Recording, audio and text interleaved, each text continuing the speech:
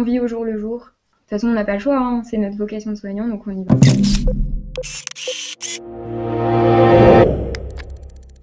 Bonjour, je m'appelle Angélique, j'ai 23 ans, je suis sage-femme à l'hôpital de Lariboisière à Paris. On a des protocoles qui ont changé par rapport justement au fait qu'il y ait aussi la possibilité d'avoir des femmes enceintes qui se présentent aux urgences ou en salle de naissance qui soient atteintes du Covid.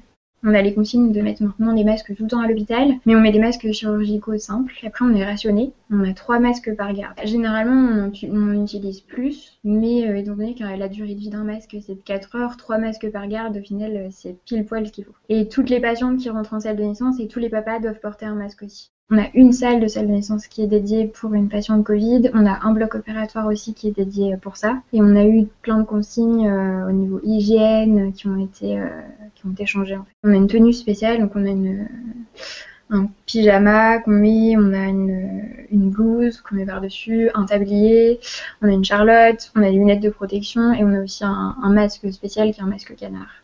On a un système d'astreinte qui a été mis en place où en fait quand on a une patiente Covid+ qui arrive, on appelle plutôt l'astreinte pour qu'elle le voie afin d'éviter qu'il y ait une contamination. Parce qu'en fait nous, notre travail habituel, c'est qu'on est 3 sages-femmes en salle de naissance et on s'occupe de plusieurs patientes en même temps.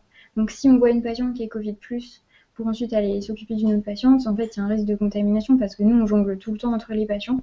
Donc c'est vraiment une sage-femme qui va être dédiée uniquement pour cette patiente.